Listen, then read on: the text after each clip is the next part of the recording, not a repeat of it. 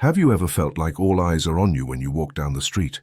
That unsettling feeling might be more than just a coincidence. In this video, we'll explore a fascinating theory by Carl Jung about why people may react so intensely to certain individuals. Jung, one of the most influential psychologists of the 20th century, believed that some people, by deeply connecting with their unconscious, project an energy that triggers a response in others. Sometimes that response is curiosity. Other times it's fear or discomfort. Join us in this analysis to discover how authenticity, self-knowledge, and connection with the shadow can make you impossible to ignore to those around you. Get ready to uncover the secrets of the collective unconscious and understand why, at times, all eyes are on you. When you walk down the street and feel the stares fixed on you, you may not be aware that you are projecting a powerful archetype. It is not about the clothes you wear or how you style your hair. It is something much deeper. Perhaps without realizing it, your behavior, posture, or even your facial expression is evoking an archetype from the collective unconscious in those around you. This archetype could be that of the hero, the outcast, or even the shadow, figures that resonate in the psyche of people and awaken instinctive reactions. The collective unconscious is essentially a reservoir of shared experiences throughout human evolution. This is why certain symbols and images are recognizable in different cultures, even though those cultures may not have had contact with each other. For example, the archetype of the hero appears in mythologies worldwide, from Greek heroes like Achilles and Odysseus to figures like Buddha or Gilgamesh. These archetypes are universal, and when a person embodies those qualities in some way, it provokes a deep response in others, often without their conscious understanding. If people are staring at you, it might be because, unwittingly, you are activating one of these archetypes in their collective unconscious. Perhaps you project an image of power or wisdom that evokes the archetype of the sage. Or maybe there is something in your presence that reminds others of the archetype of the hero. These projections, while unconscious, have a real impact on how others perceive you. People do not just react to what they see on the surface, they respond to what they perceive on a deeper level. In this sense, the gazes you feel are not random. They are driven by something that goes beyond conscious logic, something that resonates in the collective human psyche. What you reflect in others is ultimately an expression of the collective unconscious, a mystery that transcends individual experience and connects all human beings through a field of shared symbols. The shadow is one of the most fascinating and challenging concepts of Carl Jung. According to him, the shadow represents the darker aspects of our personality, those that we repress and deny, both consciously and unconsciously. It encompasses everything we do not want to accept about ourselves: fears, insecurities, repressed desires, and traits we consider unacceptable. However, the shadow does not disappear when we ignore it. It continues to exist and often projects onto others. When people look at you with fear or discomfort on the street, what they may be seeing is not you, but a projection of their own shadow. Jung explained that we tend to project onto others what we cannot face in ourselves. So when someone looks at you in that way, it is possible that you are acting as a mirror for aspects of their psyche that they have repressed or denied. For example, if you have a strong and confident presence, you may awaken the shadow of someone who feels weak or insecure. They might project onto you their fear of not being brave enough or competent enough. This can generate an intense emotional reaction in them, manifesting in fearful or uncomfortable glances. It's as if by seeing you, they are confronted with their own dark side. The shadow is not inherently negative, but it can be terrifying because it challenges the self-image we construct throughout our lives.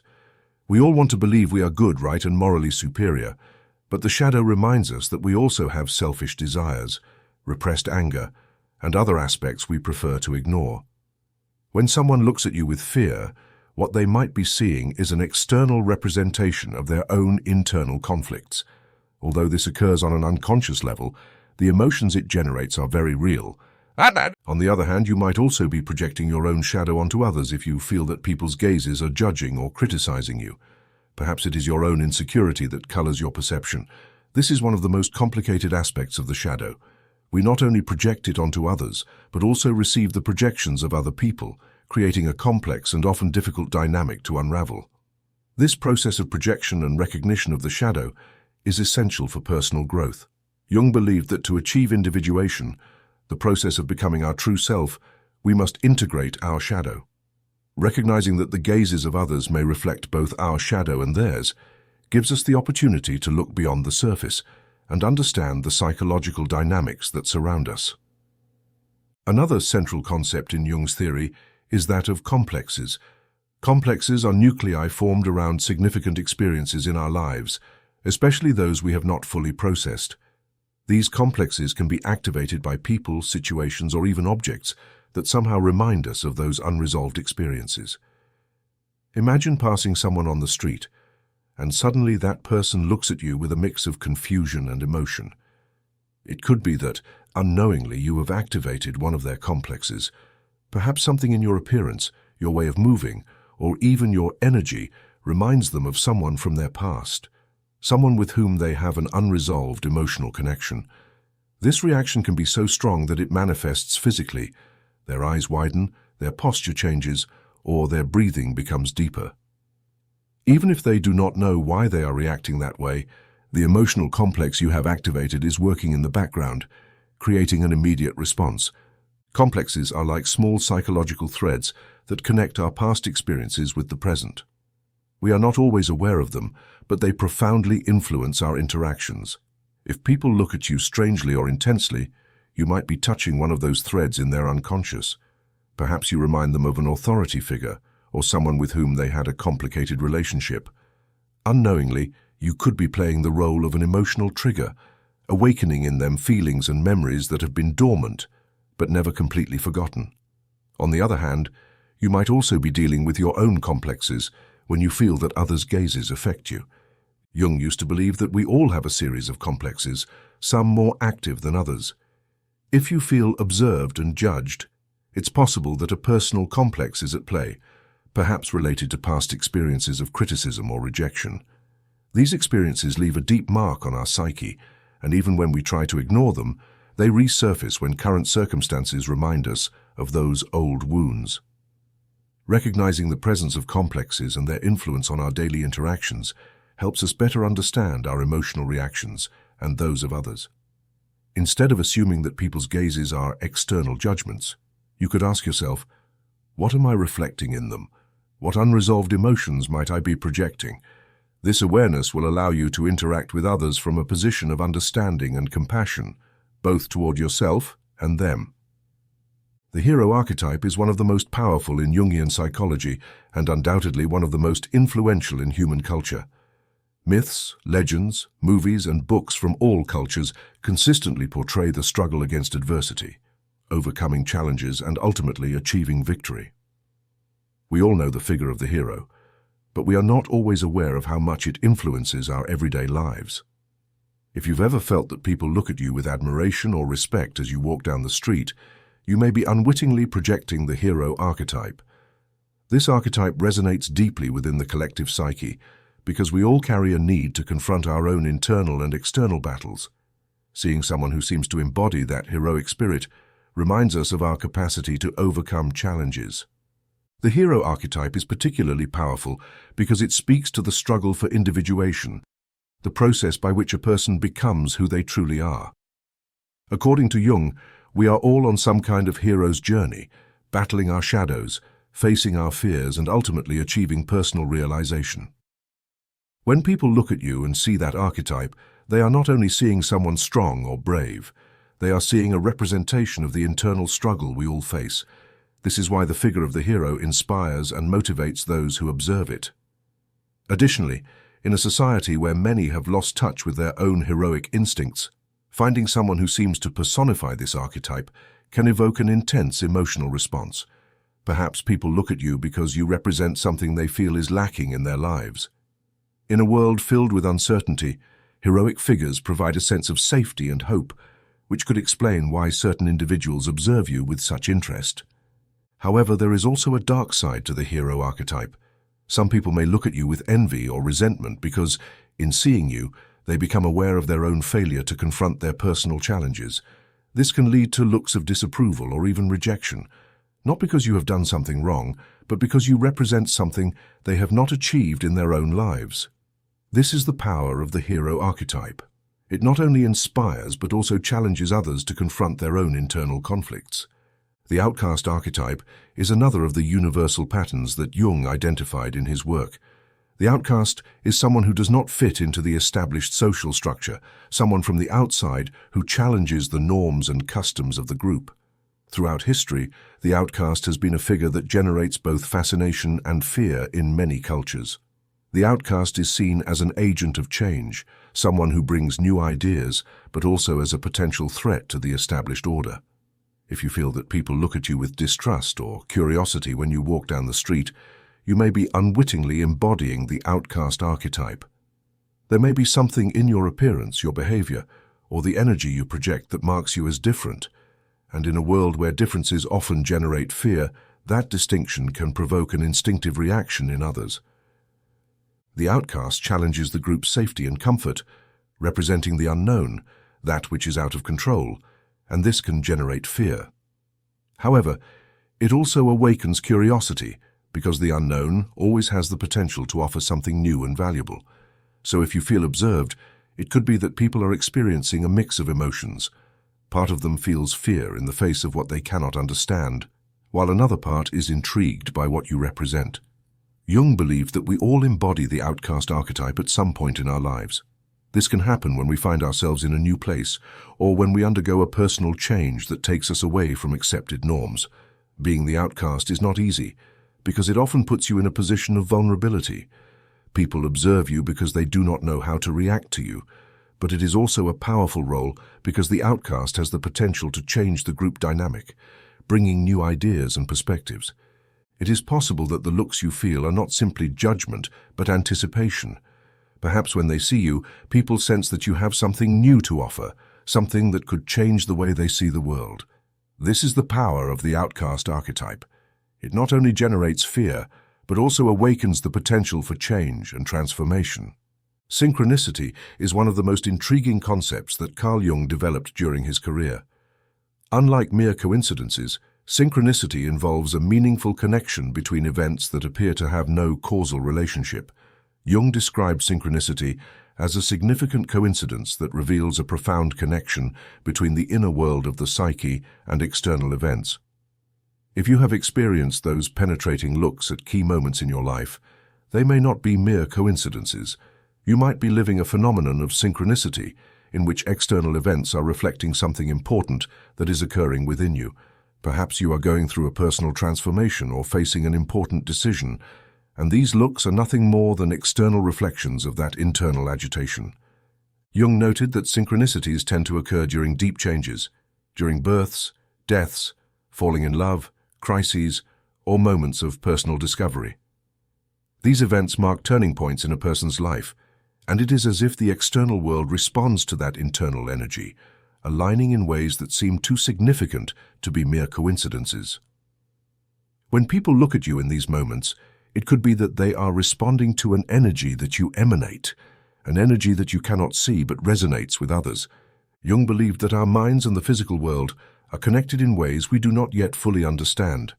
Sometimes the looks you perceive are simply a signal that you are at a crucial point in your life and the world is reacting to that. Synchronicity challenges our traditional understanding of causality because there is no logical and direct connection between the events involved. However, these significant coincidences have a profound emotional and psychological impact on both the person experiencing them and those observing. So, the next time you feel those looks during an important moment in your life, remember that you might be experiencing synchronicity, a connection between your inner world and the external one that transcends mere coincidences. Jung described the persona as the mask we wear to interact with the world. It is the version of ourselves we show to others, the one we consider socially acceptable. However, behind this mask lies our true identity, a version of ourselves that is often much more complex and nuanced. When you walk down the street, people are not only reacting to what they see in you, but also to the dissonance between your persona and your true self. If there is a gap between the image you project and who you really are, people may sense that tension, even if they are not conscious of what they are experiencing. This could explain why they look at you in a way that feels uncomfortable or disconcerting. The problem with the persona is that while it is necessary for social life, it can also disconnect us from our true identity. If you cling too tightly to the mask you have created, you might lose touch with who you really are, and that disconnection can be perceived by others. People are very sensitive to incongruities, and although they may not be able to articulate why they look at you in a certain way, they can feel that something does not fit, something that is not authentic. On the other hand, if you have worked to develop a deeper connection with your true self, that authenticity also reflects in your persona. Instead of projecting a superficial image, you would be showing the world a version of yourself that is truer to who you really are. The looks you receive in this case could be of admiration or respect, because people are always drawn to those who are authentic and self-assured. Jung believed that the process of individuation, the path to becoming oneself, involves integrating the persona with the authentic self. When we achieve this integration, the looks we receive from others change. We are no longer projecting a false or disconnected image, but one that is coherent with our true identity. Instead of causing confusion or discomfort in others, our presence generates respect and trust. One of the most interesting phenomena that Jung explored was the duality of attraction and fear that people experience when faced with something or someone that seems different or unknown. Often, what attracts us also generates fear, especially if that attraction touches on aspects of our psyche that we do not fully understand. When you walk down the street and evoke a mix of fascination and fear, you may be provoking a dual response in others. On one hand, they may feel drawn to your presence because you project an energy or image that they desire to achieve or understand. On the other hand, that same energy may generate fear because it reminds them of their own insecurities or challenges them to confront parts of themselves they would prefer to ignore. This duality is a common phenomenon in human nature. Jung believed that we all live in constant tension between opposing forces, light and darkness, attraction and rejection, awareness and unawareness. When we see someone who seems to balance these forces in a way we cannot, our reaction can be complex. We feel attracted to what that person represents, but we also feel threatened because it reminds us of our own limitations. The looks you feel might be the result of this dual dynamic. Perhaps people see you as someone who has achieved something they have not yet reached, or maybe they see in you a manifestation of their own fears or repressed desires. This is the nature of attraction and fear. They always go hand in hand because what we desire can also make us feel vulnerable. Jung believed that in our relationships and interactions with others, we often act as mirrors of their own emotions, fears, and desires. This means that when people look at you, they are not always seeing who you truly are. Sometimes, it is also a projection of themselves reflected in you. Being a mirror for others can be a disconcerting experience because we do not always understand why we are generating those intense emotional responses in others. However, according to Jung, this is part of human dynamics. We all project aspects of our psyche onto others, especially those we have not fully integrated into our consciousness. For example, if someone looks at you with disdain or judgment, it may not be because you have done something objectively blameworthy. Perhaps you are reflecting back to them something they do not want to confront. You might remind them of a version of themselves they have rejected, or an ideal they feel they have not achieved. In these cases, their reaction has less to do with you and more with what you symbolize for them. On the other hand, if someone looks at you with admiration or respect, it could be a reflection of their own desire to be better or more complete. Perhaps when they see you, they feel inspired because you project an image of success or confidence that they yearn to attain. This concept of the mirror is essential in Jung's psychology because it reminds us that we are not isolated entities. We are constantly interacting with others on a psychological and emotional level, and those interactions reflect both our psyche and that of others. Understanding this allows you to see others' looks with more compassion and curiosity, knowing that often what they see in you is actually a part of themselves. Finally, Jung believed that our individual psychology could not be completely separated from the collective consciousness of the society we live in. The collective consciousness is essentially the set of beliefs, values, and norms that we share as a society, and that profoundly influence how we behave and interact with others. When you walk down the street and feel that people are watching you, it is possible that they are not only responding to you as an individual, but also to the norms and values of the society in which you live. Perhaps you represent something that challenges those norms, or maybe you embody an ideal that society values. In any case, the looks you receive are influenced both by the individual psychology of each person and by the collective consciousness in which we are all immersed. Jung believed that psychology was not just a matter of individuals, but also of groups. We are all connected through the collective, and our actions, thoughts, and emotions are shaped by this invisible network of shared influences. When people look at you, they may be reacting not just to you as a person, but also to what you represent within the broader social context. For example, if you are someone who challenges social conventions, it is likely that people will look at you with curiosity or disapproval, not because something is wrong with you, but because your presence challenges the norms of the collective consciousness.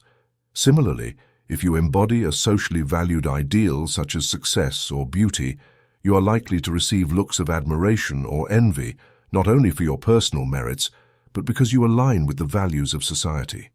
Understanding the role of the collective consciousness in our daily interactions helps us view the looks from others from a broader perspective. Instead of taking things personally, we can understand that they are often influenced by factors beyond individual psychology and are deeply connected to the social and cultural dynamics that surround us. One of the most fascinating archetypes in Jung's theory is that of the magician, a figure that represents hidden knowledge, wisdom, and the ability to transform reality through understanding the mysteries of the universe. The archetype of the magician appears in various cultures, from ancient shamans and sorcerers to modern scientists and philosophers. The magician symbolizes the power of knowledge and the ability to use it to influence the world. If you have noticed that people look at you with a mix of curiosity and respect, it could be because they are perceiving in you something of the magician archetype. Perhaps you project an energy of wisdom, as if you have access to knowledge or insights that are beyond the ordinary. This does not necessarily mean that you are a scholar or an expert in some arcane science, but that your presence radiates a sense of depth, as if you understand something that others have yet to grasp. This type of energy can be intimidating for some people, as it reminds them that there is always more to discover about life and themselves. The magician is also an archetype of transformation. In stories, magicians or sorcerers are capable of changing things, transforming reality, altering the course of destiny, or guiding others during times of great personal change. On a psychological level, this archetype is related to the process of internal transformation. When people perceive this energy in you, they might be responding to a sense of change or evolution that they see reflected in your presence. Moreover, the magician archetype can awaken in others a sense of insecurity or doubt about their own knowledge. Perhaps the looks you feel are linked to the fact that people, upon seeing you, wonder if they too could reach that level of understanding. This archetype, like that of the hero or the outlaw, challenges established norms and structures, but instead of doing so through physical force or rebellion, it does so through superior knowledge and understanding. Others may perceive that you have a vision or an understanding that they have not yet attained, and that can generate admiration, but also a sense of distance or discomfort. Interestingly, the archetype of the magician is also associated with the occult, with what cannot be seen or easily understood. If people look at you with intrigue or distrust, it might be because they sense there is something in you that they cannot decipher.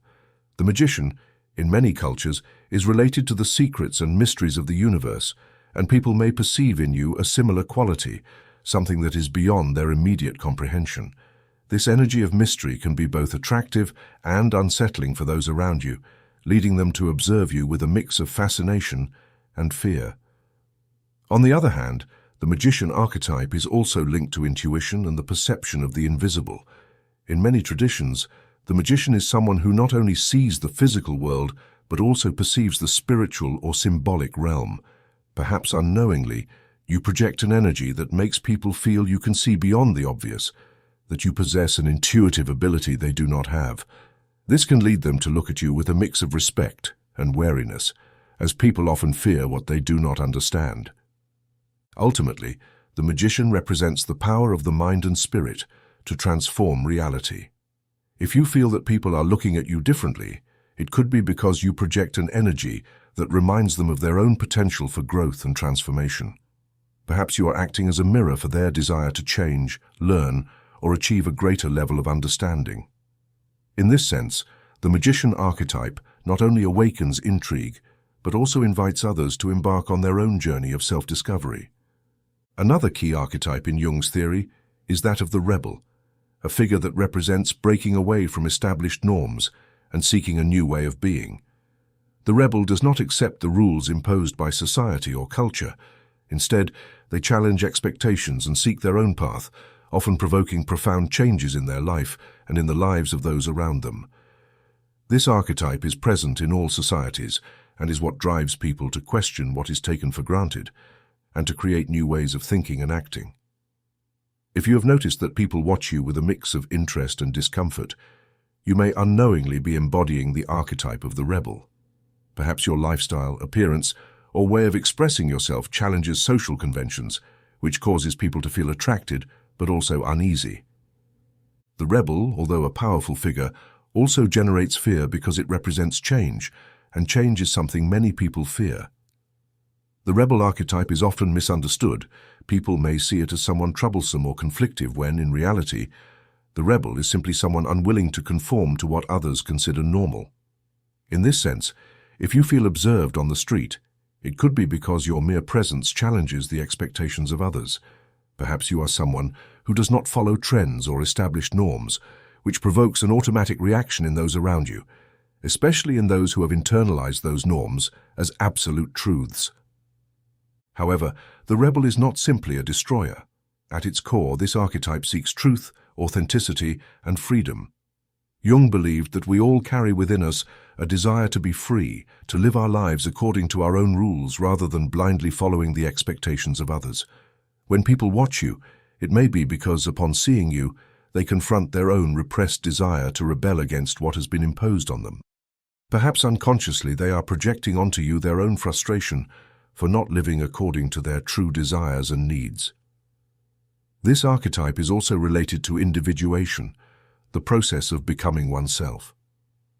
Jung believed that to achieve individuation, we often need to break away from the social structures and expectations that limit us.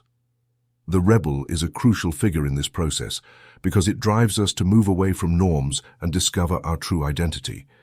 If you feel intensely observed, it may be because people perceive in you someone who is in the process of becoming who they truly are, and that can be both inspiring and intimidating for them.